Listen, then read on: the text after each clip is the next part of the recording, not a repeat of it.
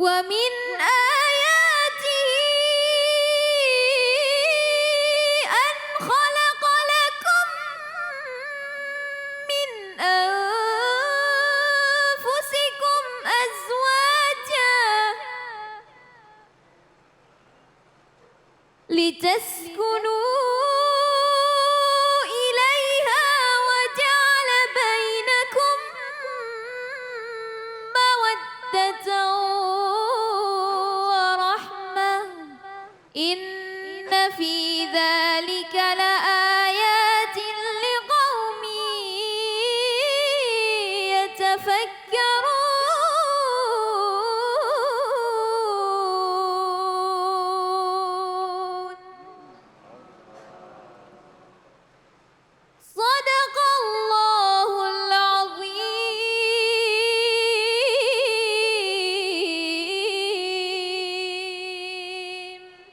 Surah Ar-Rum ayat ke-21, surah yang sering sekali kita dengar baik itu di acara pernikahan maupun acara kajian-kajian, khususnya pada saat membahas tentang pernikahan. Dan tadi dibacakan dengan merdu sekali oleh Hafizah kita Kaila, dan sekarang sama-sama kita simak ya tausiah dari ustazah kita, Ustazah Nina Khairina, dengan tema kisah cemburu Siti Aisyah kepada Rasulullah Sallallahu Alaihi Wasallam. Silakan Ustazah. Fadal. Bismillahirrahmanirrahim. Assalamualaikum warahmatullahi wabarakatuh.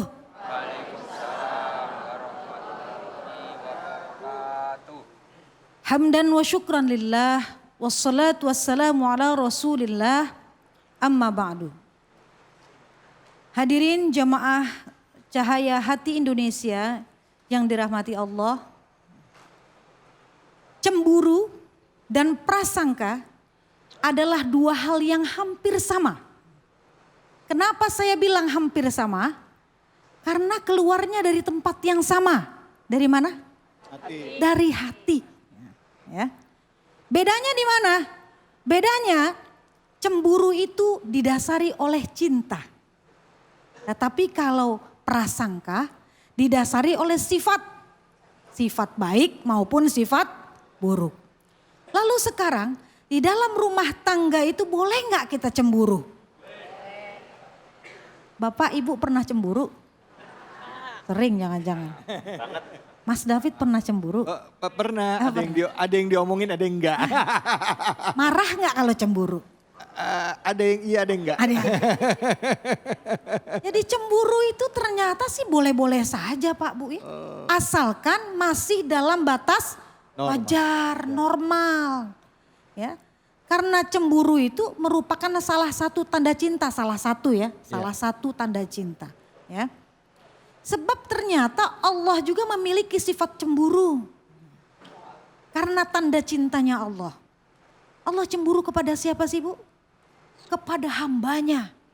Hamba yang bagaimana yang dicemburui oleh Allah? Allah cemburu kepada hambanya yang lebih mementingkan urusan dunia dibandingkan dengan ketemu Allah. Allah cemburu kepada hambanya yang lebih memilih bermaksiat dibandingkan menjalankan perintah-perintahnya. Cemburu Allah Bu. Apalagi kita manusia. Jadi cemburu itu adalah bumbunya rumah tangga. Asalkan ujungnya nanti adalah keromantisan. Keharmonisan. Sayyidah Aisyah saja pernah cemburu kepada Rasulullah. Nah ini. Kapan sih Sayyidah Aisyah ini cemburu kepada Rasulullah? Ketika Rasulullah menyebut-nyebut nama Siti Khadijah. Siapa Siti Khadijah? Istri Rasul yang pertama. Menyebut kebaikan-kebaikannya. Menyebut kemuliaan-kemuliaannya. Cemburu Siti Aisyah. Allah. Sampai terungkap kata-kata. Ya Rasulullah, apa sih yang engkau bisa lakukan lagi dengan Siti Khadijah? Kata Siti Aisyah, saking cemburunya. Bukankah Allah telah menggantinya dengan wanita yang lebih baik darinya? Allah. Kata saking cemburunya Siti Aisyah. Apa kata baginda Nabi? Demi Allah, Allah tidak pernah menggantinya. Maksudnya mengganti Siti Khadijah. Karena apa? Karena dia adalah wanita yang pertama kali masuk Islam. Di saat yang lain semua orang mengingkariku. Dia adalah orang yang membenarkanku. Di saat orang yang lain semua mendustakan aku. Dia adalah orang yang melimpahkan hartanya untukku. Di saat orang lain semua menahan hartanya, tidak mau membantuku. Dan dialah yang memberikanku keturunan, di mana istri-istriku yang lain tidak bisa memberikannya. Masya Allah. Itu Nabi bilang, marah gak Nabi? Enggak. Hanya menasehati, menegur. Jadi bapak kalau istrinya cemburu, jangan marah-marah Pak. Ya, kalau marah-marah tembang hamuk, benar nggak Bu? Tembang hamuk istri Mas David kalau dicemburui, kalau dimarahin tuh dipeluk aja udah peluk selesai, ya dinasehati. Ya. Suatu saat Nabi sedang berada di rumah Siti Aisyah, ada beberapa sahabatnya juga yang sedang ada di sana. Ya.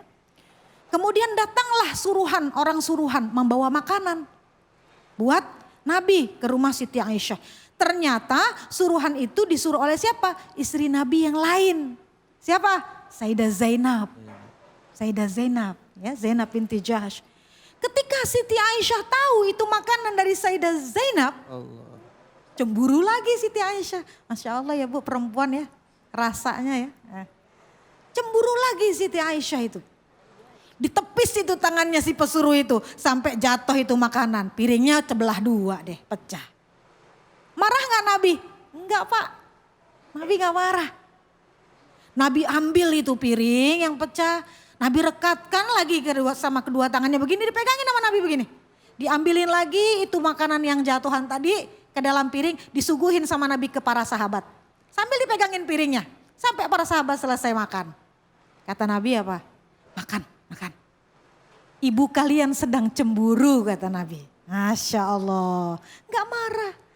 Jadi banyak sekali kisah-kisah kecemburuan Sayyidah Aisyah kepada Rasulullah yang berujung keromantisan yang diberikan oleh Rasulullah kepada Siti Aisyah. Kenapa? Karena Rasul faham sekali bahwa Siti Aisyah cemburu itu karena cintanya yang mendalam kepada baginda Rasul. Gitu, ya. Jadi kita juga demikian Bu. Jangan cemburunya tidak mendasar. Bapak juga demikian. Ya. Suaminya pulang kerja biasa jam 5. Ya. Jam 6 belum datang. Mana nih? Jangan mampir melipir kemana-mana ini. Nah itu. Bukannya khawatir, malah curiga, was-was prasangkanya kemana-mana. Nah itu. Gak tahu suaminya diangkot-angkotnya mogok. HP-nya lobet gak bisa menghubungi. Iya kan? Nah itu. Pernah gak digatuin sama istri Pak? Nah, jawabnya takut Bapak. Nah, takut Bapak jawabnya. Ibu-ibu juga jawab tadi. Iya. Alasan. Iya ya. Lah sama istri juga jangan begitu ya. Jangan cemburu. Bapak juga jangan cemburu. Kalau ada istrinya yang kerja pulang telat. Ya mudah-mudahan ada halangan. Mudah-mudahan istri saya selamat. Gak berkurang sedikit apapun begitu. Ya dalam rumah tangga. Sekarang bagaimana caranya dalam rumah tangga itu supaya cemburu kita tidak berlebihan Bu. Ya Pak, tidak berlebihan. Gimana caranya? Caranya yang pertama adalah tambah ketakwaan kita kepada Allah. Rajin ngaji, ya. Kemudian datang ke majelis-majelis ilmu, sholatnya ditambah, ibadah-ibadah yang lain ditambah supaya apa? Hatinya terisi. Karena hanya dengan ketakwaan yang besarlah hati kita bisa terjaga dari prasangka-prasangka yang buruk. Yang kedua, caranya ingat tujuan pernikahan kita. Apa sih tujuan pernikahan tuh? Seperti yang dibaca oleh Ananda Kaila tadi. Surat Ar-Rum ayat 21. A'udzubillahi minasyaitonirrajim. Wa min ayatihi an khalaqalakum min anfusikum azwaja litaskunu ilaiha, tuh kata Mas David tadi. Itu tujuannya litaskunu ilaiha. Sakinah. Apa sih artinya sakinah? Apa sih Bu? Ibu nggak tahu artinya sakinah, tapi kalau lagi ngucapin orang habis nikahan, aduh samawa ya, sakinah mawadah warahmah, nggak tahu artinya apa. Lah besok jangan ngucapin begitu Bu. Ya. Nggak jadi doa jadinya di sini ntar ya. Mudah-mudahan tentram ya, langgeng ya, Damai. cinta dan kasih sayang ya. Nah itu kan enak. Samawa nggak tahu artinya gitu ya. Sakinah. Jadi menikah itu untuk ketentraman, kenyamanan, ketenangan, supaya timbul rasa cinta dan kasih sayang setiap saat. Ya. Bapak jangan suka Pak muji-muji istri orang lain di depan istri sendiri. Ya, ibu juga begitu. Panggil, ya sini ya. Kenapa Bu? Masya Allah ya. Oh udah cakep Mas David, ngomongnya udah Masya Allah pertama. Masya Allah ya Masya Allah. Kenapa? Itu suaminya si Linda, aduh ganteng banget ya. Udah mana putih, mana rumahnya kayak istana, mobilnya mewah. Coba kamu kayak gitu ya. Kelar Bu, kelar udah begitu mah. Ya, jangan sampai begitu. Ya, jangan sampai membanding-bandingkan suami kita dengan suaminya orang lain.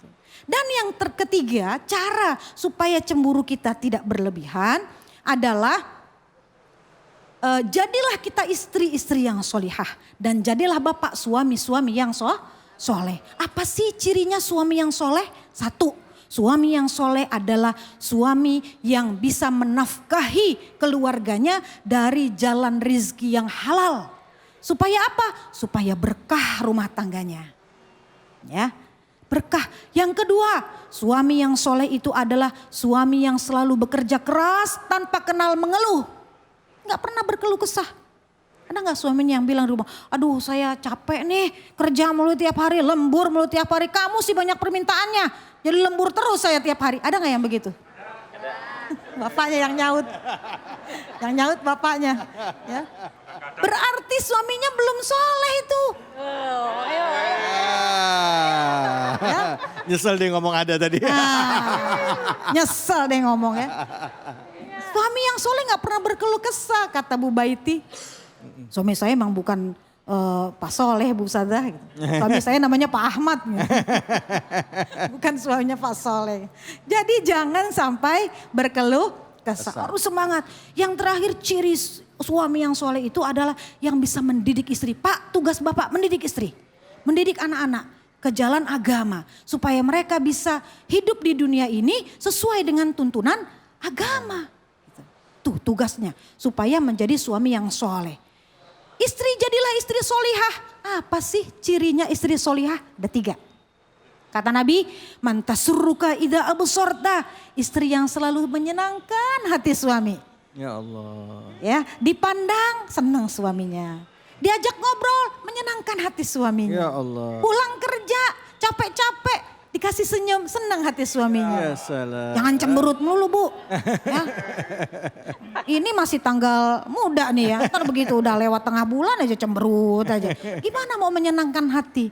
Kalau kita berusaha menyenangkan hati suami, pikiran kita ini dipenuhi oleh rasa bagaimana caranya kita membahagiakan suami. Jauh dari prasangka buruk, jauh dari cemburu. Ya. Yang kedua, watuti'uka idza amarta. Yang taat kalau diperintahkan yang baik oleh suami. Makanya suami didik istri Pak. Jadi istrinya nurut, patuh pada hal-hal yang baik. Yang terakhir adalah istri yang solihah adalah istri yang selalu menjaga kehormatan dirinya, menjaga harga dirinya, menjaga hartanya dan anak-anaknya ketika suaminya tidak ada di rumah. Jadi kalau suaminya lagi pergi Bu, gak usah masukin laki-laki ke rumah ya.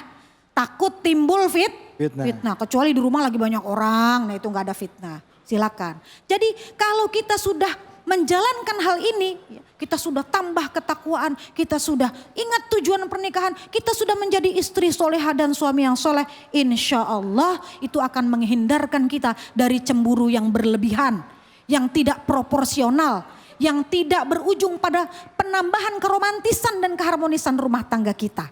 Nah kalau kita sudah bisa menjalankan itu semua, insya Allah rumah tangga kita selamat dan kita sampai pada tujuan hidup kita bahagia di dunia selamat di akhirat. Insya Allah. Masya Ya, Allah. Terima kasih banyak Sama-sama. Ustazah. Silakan ada yang mau bertanya. Oh Bapak silakan Pak. Fadol. Assalamualaikum warahmatullahi wabarakatuh. Waalaikumsalam warahmatullahi wabarakatuh. Saya Beri Suryana, Bu Ustazah dari DKM Baitur Rahman, Wisma Jaya, Bekasi. Izin bertanya Bu Ustazah, sejauh mana Islam memperbolehkan kita dalam mencintai seseorang? Terima kasih Bu Ustazah. Wassalamualaikum warahmatullahi wabarakatuh. Waalaikumsalam warahmatullahi wabarakatuh. Bapak siapa tadi? Beri Suryana. Bapak Beri Suryana. Bapak istrinya yang mana? Lagi ada acara Oh Bu nggak ada. Ustazah. Baru saya mau nanya, Bapak cinta sama istrinya sebesar apa sih gitu? Belum nambah Bu Ustazah. Susah saya jawabnya kalau begini nih. Aduh ya. Kalau Orang udah ditanya urusan seberapa begini ya. besar cintanya, belum nambah. Iya belum nambah. Gimana coba ya. Jadi ada perkataannya Imam Ali yang saya ingat. Kata Imam Ali begini. Ahbib habibaka haunamma asa ayyakuna bagidoka yaumamma. Wa abghid bagidoka haunamma asa ayyakuna habibaka yaumamma. Yang lulusan pesantren mah tahu ini artinya. Ya. Jadi kata Imam Ali, cintailah kekasihmu. Orang yang kau cintai, cintailah sekedarnya. Jangan berlebih-lebihan. Jangan cinta mati. Kalau cinta mati dia mati ikut mati. Ya enggak? Iya. Nah itu. Ya. Karena apa? Bisa jadi nanti satu saat orang yang kau cintai itu berubah jadi orang yang kau benci. Begitu pula sebaliknya. Kalau kamu punya musuh atau orang yang kamu enggak suka. Jangan benci banget. Sekedarnya saja. Bisa jadi nanti satu saat orang yang kamu benci itu jadi kekasih kamu. Ya Allah. Jadi orang yang kau cintai. Kan sering dengar ya Iya. kisah-kisah cinlok ya. Tadinya benci, oh jadi cinta. Iya. Makanya kalau benci sekedarnya. Kalau cinta sekedarnya. Supaya jangan mengalahkan cinta kita kepada Allah dan Rasul. Ya. Dan Rasulnya. Gitu Bapak. Baik, Alhamdulillah. Terima kasih banyak Ustazah. Saya Sama-sama. juga gitu Ustazah. Iya, Kalau sama gimana? istri saya bilang, kamu gak usah cinta sama saya, gak usah 100%. Oh Masya Allah. Terus Cukup di berapa persen? 20%. Di 80-nya? 80 buat Allah. Ah, iya, Masya Allah. Ya Rabbi. Ya, Idealis sekali. Bener Bu, bener. Karena nanti kita akan kecewa sama yang kita cintai. Betul, Bener, betul, karena ya. Allah akan menguji kita dengan kita cintai. Iya. Ya mudah-mudahan doain saya Insya Allah. istiqomah ya Bu ya. Amin, Jadi kan lama, amin. kalau 20 nanti nambah jadi 25 ya. Masih ada naiknya Ustazah. Tambah terus. ya. Tambah terus, baik. Persen. Alhamdulillah, makasih banyak Ustazah Ya, ilmunya. sama-sama. Baik, dan juga pemirsa, ini masih banyak hal yang sebenarnya bisa kita bahas ya tentang masalah hubungan suami dan istri. Ini apalagi tadi kalau kita ngelihat dari surah An-Nisa ayat 21 Ustazah. Arum, ya afwan. Surat Ahrum ayat 21, untung diingetin ya yang baca ya. Arum 21 ini kan diingetin bahwa seorang suami itu sebenarnya bahwa dalam pernikahan itu untuk bisa merasa tentram dan damai. Mana yang lebih penting perannya? Apakah peran istri atau peran suami? Seringkali Ustazah nggak jarang ya suami yang nyalain istri. Kamu nggak sholat nih, kamu nggak ini, ayo dong ada anak nggak sholat istri disalahin. Padahal maaf lakinya juga kagak sholat di rumah. Iya Bu ya? Loh, langsung Jadi gimana Ustazah kok kayak gitu? Silakan Ustazah dijawab dulu sebelum kita pindah segmen. Ya, jadi sebetulnya karena akad nikah ini suatu perjanjian, maka ada konsekuensi yang timbul dari perjanjian ini. Yaitu apa? Adanya tanggung jawab, tugas dan tanggung jawab. Hak dan kewajiban. Hak itu adalah yang kita terima dan kewajiban adalah yang kita jalankan. Jadi kita jangan pengennya minta haknya aja, tapi kewajiban tidak dijalankan. Itulah makanya saya bilang bahwa calon-calon suami dan calon-calon istri pantaskan diri kita dulu masing-masing untuk menjadi wanita soleh dan laki-laki yang wanita yang solihah dan laki-laki yang soleh. Supaya apa? Itu tadi bisa menjalankan peran, tugas dan tanggung jawabnya sesuai dengan tuntutan agama. Karena itu yang paling penting. Maka pilih dulu yang akhlaknya baik, agamanya baik. Baik calon istri maupun calon Suami. Nah kalau misalnya udah terlanjur nikah, suaminya misalnya, maaf ya Pak ya, Ya. kita ngomongin suami ya Pak, karena imam di dalam rumah tangga. Suaminya misalnya belum sering datang ke pengajian, tapi istrinya udah rutin, ibaratnya istrinya udah mulai membenahi diri, suaminya belum. Apa yang harus dilakukan ibu supaya suaminya bisa jadi imam yang baik dalam rumah tangganya? Kan dalam rumah tangga itu kan kita tidak hidup sendiri, Mas Iya, David. iya. Kita kan berdua. Iya. Jadi berkomunikasi lah. Masa ya udah punya suami kita mah sendiri aja. Emang masuk surga maunya sendirian aja. Iya, Nah, nggak mau ketemu lagi sama suami kita. ya mau dong. Makanya harus berkomunikasi. Harus betul-betul ayo ya kita datang ke pengajian. Itu loh ada pengajian masjid. Dia kan khusus bapak-bapak, ayo datang. Ibu-ibu udah ikut pengajian, bapaknya belum. Ajak. Sambil diajak, sambil difatehahin.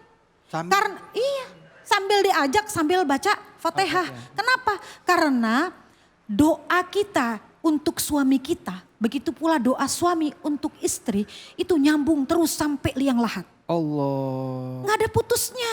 Dan cepet koneknya. Ya, cepet koneknya itu. Wifi-nya luas jaringannya itu ya. Kuat, kenceng. Jadi kalau kita doain cepet nyambungnya. Tapi kalau misalnya memang Mas David kita sudah berusaha terus ya. Untuk mengajak, doa udah, ini udah. Terus suaminya memang tidak bisa lagi diapa-apain gitu ya. Memang bawaan orok begitu Bu. Ya. Ada ya? Ada bawaan orok begitu, males ya kan? Males menuntut ilmu. Ya, artinya kita sudah tidak berdosa lagi. Ya. Tapi kalau kita belum mengajak sama sekali, kita masih berdosa. Yang hidup di samping kita kan suami kita. Ya. Yang hidup di samping bapak, istri bapak. Ya. Apalagi tugasnya bapak sebetulnya untuk mendidik istri. Ya, Bukan tugas istri mendidik suami. betul. Tapi tugasnya suami mendidik Istri. Maka cari suami yang soleh. Kalau udah kadung, ini kan ibu udah kadung ini, iya kan? Iya, udah kadung iya. Udah kadung ya, aduh suami saya udah kayak begini bentuknya gitu ya. Nah gimana ini? Itu tadi berkomunikasi. Komunikasinya suami istri itu jangan marah-marah. Iya. Harus persuasif, sayang-sayangan. Baik. Ngaji dong yang. Iya. Masa aku doang yang ngaji? Aku kan pengen ketemu kamu ntar di surga. Iya, lagi langsung kelepek-kelepek gitu. Jangan dimarahin loh, dimarahin malah tambah gak mau ngaji bapaknya. Iya kan? Iya. Pergunakanlah perasaan halus kita sebagai perempuan untuk mengajak suami kita. Apalagi sambil dipijitin ya Bu ya. Wah, itu. Waduh. Pijitnya Kalau plus-plus lagi. plus tidur itu. Iya. Makasih banyak Iya, Ustazah. sama-sama. Baik, alhamdulillah. Terima kasih banyak Ustazah atas ilmunya. Ibu-ibu, bapak-bapak, terima kasih semuanya. Yang paling penting ada dalam rumah tangga memang imamnya itu laki-laki. Pantaskan diri kita jadi suami ya. Insya Allah anak dan juga istri kita menjadi qurrata a'yun bagi kita. Dan kita bisa jadi imam yang baik bagi rumah tangga kita. Baik. Setelah ini kita akan membaca Quran ya. Dan kita akan mengaji bareng bersama dengan Kiai Munawir. Munawir Ngacir. Tentunya hanya di sini di Cahaya Hati Indonesia.